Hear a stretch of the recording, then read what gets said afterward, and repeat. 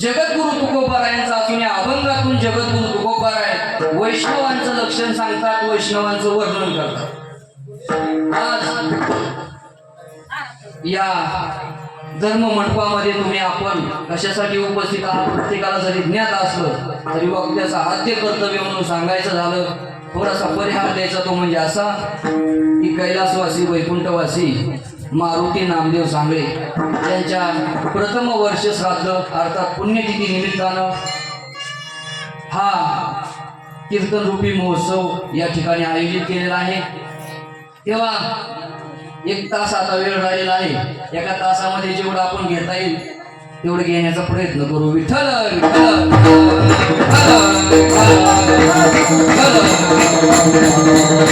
या अभंगातून जगद्गुरु तुकोबाराय वैष्णवांची लक्षणं सांगतात. अर्थात अभंग एका वैष्णव भक्ताचं वर्णन करणार आहे. आता भक्तामध्ये 2 प्रकार, 2 म्हणजे कोणते कोणते 2? खरे भक्त आणि खोटे भक्त. हे तर आहेच हो, कारण कुठलंही तुम्ही मॉडेल जरी घेतलं तरी त्याच्यामध्ये खरं बी असतं, खोटं बी असतं, फसवेगिरी असते.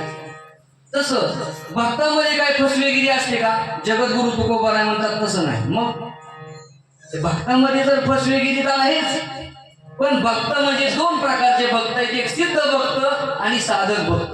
साधक भक्त कुणाला म्हणायचं? गळ्यामध्ये माळ घातली, परमार्थाला सुरुवात केली आताच नवीन नवीन, आणि जरी 70-80 वय झालं तरी हा साधक भक्त म्हणजे आणखीन भगवंताचा साक्षात्कार झालेला नाही. आणि सिद्ध भक्त म्हणजे जगद्गुरु तुकोबारायांसारखे भक्त ज्यांना साक्षात पांडुरंग परमात्मा भेटतो यांना म्हणतात सिद्ध. याच्यामध्ये दोन्ही भक्ताची लक्षणं आहेत, आपल्याला तेच पाहिजे. जगद्गुरु तुकोबाराय वर्णन करतात, पण मग आता महाराज आपण पाहायला गेलं समाजामध्ये वर्णन कुणीही कुणाचं बी करतो. तात्या वर्णन करतं कुणीही कुणाचं करतं, पण कुणाच्या वर्णनाला योग्यता येईल का? जगद्गुरु तुकोबाराय म्हणतात कुणाच्या वर्णनाला योग्यता येणार नाही. पहा, एक गाढव होतं आणि एक उंट होतं, आणि गाढवानं सांगितलं वा काय उंट सुंदर दिसतोय, आणि उंटाने सांगितलं काय गाढव जर तुझा आवाज किती भारी. असं म्हणलं तर चालेल का? वर्णनामध्ये काय पाहिजे? प्रयोजन जसं आहे तसं पाहिजे. मग मला सांगा, भक्ताचा आवाज कमी होतो. भक्ताचं वर्णन करत असताना जगद्गुरु तुकोबारायांसारखे भक्त आहेत, मग जे साक्षात्कारी संत आहेत त्यांच्या वर्णनामध्ये काय कमी जास्तपणा होऊन राहील का? म्हणून जगद्गुरु तुकोबाराय आज वर्णन करू लागले आणि भक्ताची लक्षणं सांगू लागले. आज का वर्णन करायचं? हे श्राद्ध आहे ना, ते वैष्णव भक्ताचं आहे. बरोबर? वैष्णव म्हणजे विष्णूचे दास. या कीर्तनासाठी उपस्थित मृदंगाचार्य प्रथमेश महाराज, पीटी मास्तर राहुल इवरे, आमचे विनेकरी तात्या महाराज, संतोष महाराज सुरवसे, परमेश्वर महाराज, गणेश महाराज लोंढे, पांडुरंग महाराज, बनाते महाराज आणि पाटील महाराज, समस्त ग्रामस्थ तुम्ही पै पाहुणे यांच्या चरणावर साष्टांग एकदा दंडवत करू आणि कीर्तनाला सुरुवात करू. विठ्ठल विठ्ठल विठ्ठल आता जी लोक आली इथं कशासाठी आली? प्रेम का? कारण महाराज ज्यांनी भक्ती केली ना त्याच्या जर तुम्ही श्राद्धाला कीर्तनाला गेलं तर महाराज अलौकिक पुण्य असतं. कारण भक्त या भक्ताचा सोहळा साक्षात देव करत असतो. आता साधक भक्ताचा नाही करू द्या, पण देवाला वाटतं ना माझ्या भक्ताचा सोहळा व्हावा, माझ्या भक्ताचा. नामदेव महाराजांचा सोहळा, ज्ञानोबरायांचा संजीवन समाधी सोहळा साक्षात पांडुरंगाने केला. का केला? कारण जो महाराज भक्ती केली की ऋण होत असतं. ऋण करतं का? कर्ज. मग कर्ज कुणावर होतं? घरच्यावर होत नाही. मग महाराज जगाच्या मालकावर या भक्तीचं कर्ज होतं, पण कधी होतो? निष्काम भक्ती केल्यानंतर. आणि मग महाराज अशी निष्काम भक्ती केली तर त्या देवाला सुद्धा हा भक्त आवडू लागतो. म्हणून देवाला वाटतं माझ्या भक्ताचं कार्य व्हावं, माझ्या भक्ताचं कार्य व्हावं. भक्ताचं केलेलं कार्य त्या कार्यानं महाराज देव आनंदी होतो. विठ्ठल विठ्ठल.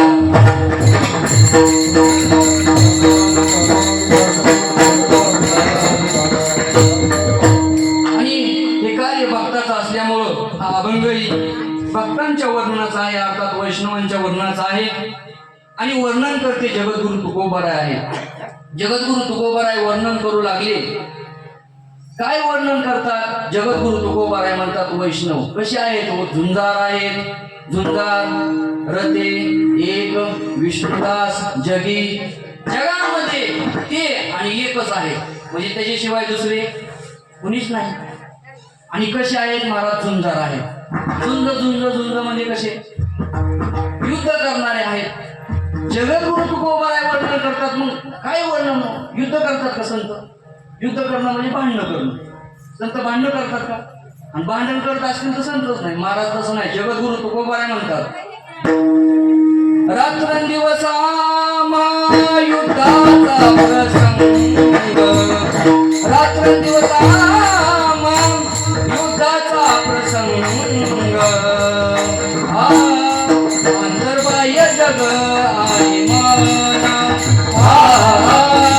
अंतर्बाह्य जग आणि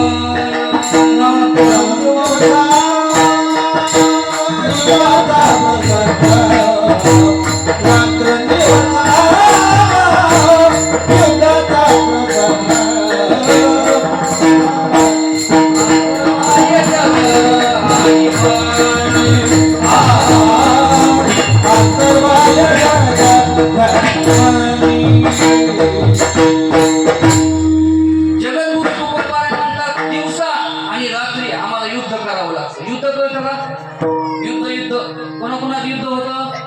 सैन्याचं युद्ध होतं, गावागावाचं युद्ध होतं, भावाभावाचं युद्ध होतं, जावाजावाचं म्हणा की का होत नाही इकडं होतं म्हणून तर एवढे युद्धच करावं लागतं महाराज. अहो त्यांचं नसेल होत, पती पत्नीचं युद्ध भांडण होतं संसारामध्ये. आणि जगद्गुरु तुकोबाराय म्हणतात आमचं युद्ध होतं. का हो जगद्गुरु तुकोबाराय? तुमचं कोणाबरोबर युद्ध होतं? जिजाबाईचं म्हणतात तिच्या बरोबर दररोजच होतं. पण मग महाराज युद्ध करत असताना संत कुणाबरोबर युद्ध करतात? हो तर संत युद्ध करत असतात कुणाबरोबर? अंतर्बाह्य जग आणि मन. बाह्य असणारं जगत आणि अंतर असणारं मन प्रत्येकाला समजायचे. बरं भक्तालाही या युद्ध करावं लागतं आणि देवाला युद्ध. बघा अंतर मन आणि बाह्य. बघा आता तुम्ही घरामध्ये बसलेला असता, तुमच्यापाशी कुणी आहे का? नाही. पण मन काय करत असतं? युद्ध करत असतं. बरोबर का? मन आपल्याला गप्प बसू देत नाही. मन सांगत असतं आता पुढं काय करायचं, पुढं काय करायचं. आणि शांत असलेलं चित्त असं डवळून देण्याचं काम कोण करतं? मन करतं. मग मन काय करत असतं? युद्ध करत असतं. बरं का? कधी बंद खोलीत असला तरी आणि बाह्य जगात आला तुम्ही, जग कळतं का? जग म्हणजे गावात आला, घराच्या एकदा बाहेर निघला झालं जगत सुरू. आणि तुकाराम महाराज म्हणतात या जगाबरोबर तर युद्धच असतं. मग दरवाजेच्या बाहेर पाय टाकल्यापासून जावपासून ते थेट राजापर्यंत म्हणलं पंतप्रधानापर्यंत युद्धच असतं ना. त्या देशाचं असं झालं, त्या गावाचं तसं झालं, म्हणजे युद्ध. तो त्याला वाईट म्हणतो, म्हणजे हे युद्ध झालं. जगद्गुरु तुकोबाराय म्हणतात दोन प्रकारचं युद्ध आम्हाला करावं लागतं. एवढंच आहे का? जगद्गुरु तुकोबाराय म्हणतात प्रत्येक भक्ताला युद्ध करावं लागतं. पण ऐका बरं का, लक्ष देऊ, युद्ध करत असताना काही भक्त हरतात, काही भक्त जिंकतात. बरं तुकाराम महाराज सारखे सिद्ध भक्त आहेत ना जिंकलेले. म्हणून मने रामेश्वर सकळा पुसोनी आणि गेला तो विमानी बैसोनिया. प्रयाण काळी देवे विमान पाठविले, कलीच्या काळा माझी अद्भुत वर्तविले. मानव देह घेऊन निजधामा गेले आणि निळा मने सकळ संता तोषविले. विठ्ठल विठ्ठल.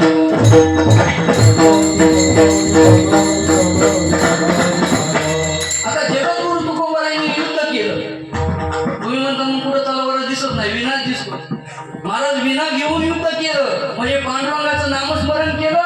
आणि महाराज या नामस्मरण आपण करायला लागलो ना, मग आडवं येतात. ज्ञानोबाराय म्हणतात ते आडवा वया आले, काम क्रोध वैरी जे धोपटिले आणि तया माझी पहिले देह अहंकार.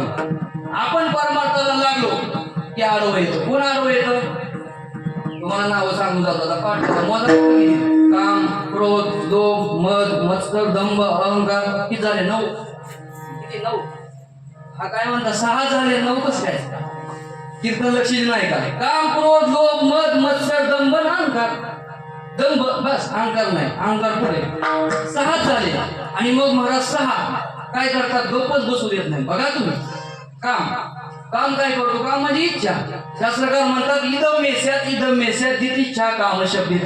मला हे हवंय, मला हे हवं, यालाच काम म्हणतात. मग काय हवं? हे माझं गरबी मलाच हवं, शेजाऱ्याचं गरबी आणि अख्ख्या गावाचंही, म्हणजे याला म्हणतात इच्छा. आणि मग आता इच्छा झाली मिळवायचंय, कुठं 1-2 एकर मिळवायची, कुठं गाडी घ्यायची, बघा काहीच मनामध्ये इच्छा नाही आणि काम प्रगट झालं. काम म्हणजे इच्छा. आणि ती इच्छा प्रगट झाली, माणसाला गप्प बसू देते. कुठतरी आपल्याला गाय घ्यायची, इच्छा गप्प बसू देते, निघाला महाराज लगेच गाडीवर. आणि मग ती सौदा पाडून ती जात नाही. मग इच्छा काय करते?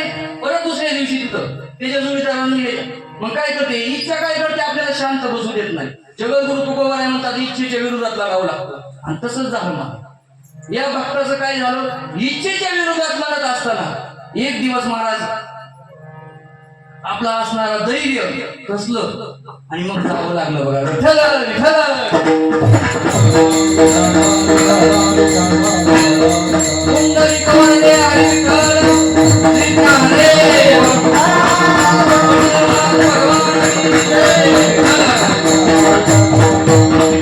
म्हणून जो भक्त आहे ना, भक्तांनी काय करायचं? देवावर भार घालायचा. जगद्गुरु तुकोबाराय म्हणतात त्याच्या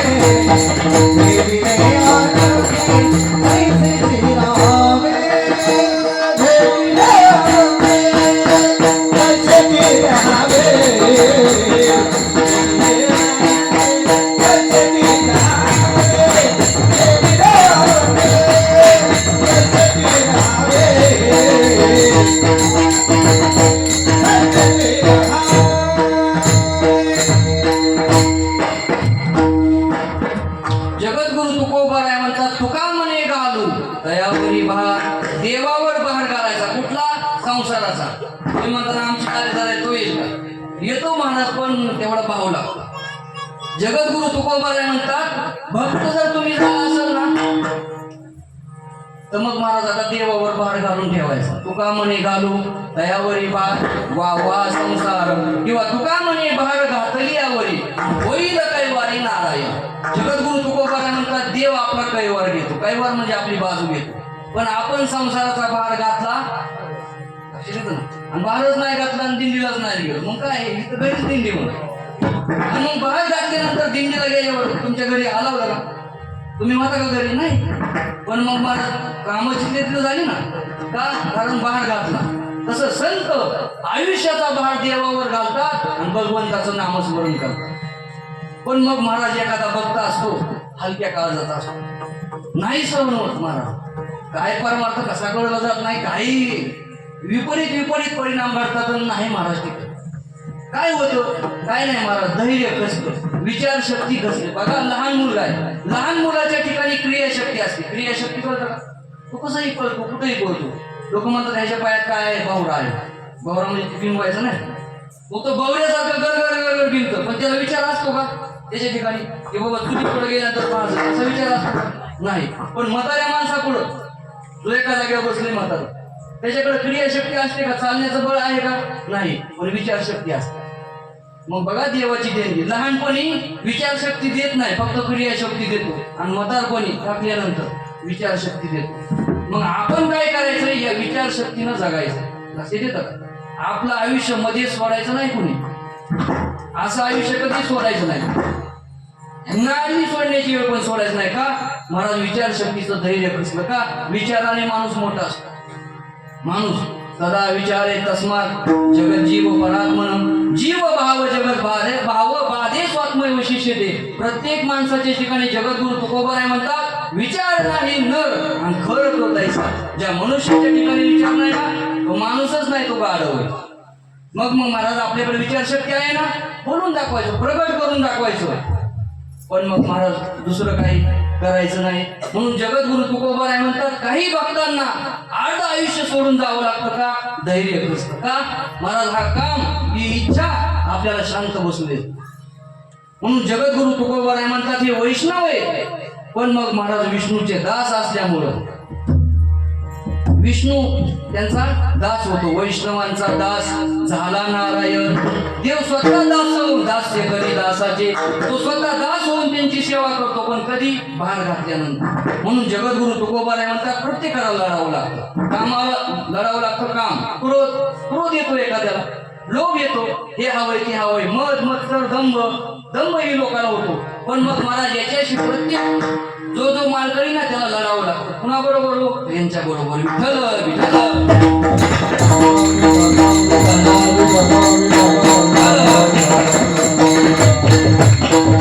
आणि जगद्गुरु तुकोबाराय लढत असल्यामुळे तुकाराम महाराजांना माहिती होतं आपल्याला त्रास होऊन देते. म्हणून जगद्गुरु तुकोबाराय म्हणतात, आणि का रुसावे न लगे बहुता आणि आपुल्या संचिता वाचून या. दुःख देत असतं ते गाव नाही देत महाराज, आपलं कर्म देत. म्हणून आणि का म्हणजे दुसऱ्यावर रुसायची गरज. आणि का रुसावे न लगे बहुता, दुसऱ्यावर रुसण्याची गरज नाही. का? कारण आपलं संचित आहे. आणि संचित महाराज फळ द्यायला आल्यामुळे दुःख होतं. फळ द्यायला आल्यामुळे तर मुलगा बोलतो. फळ द्यायला आल्यामुळे तर महाराज बायको बोलते. फळ द्यायला आल्यामुळे तर महाराज घरातून बाहेर काढलं जातं. मग त्याला म्हणायचं नाही माझा मुलगा असा आहे. आपलं संचित, आपलं कर्म असं आहे. आता तरी भक्तीला लागा, हे मनाला समजवायचंय. विठ्ठल विठ्ठल विठ्ठल.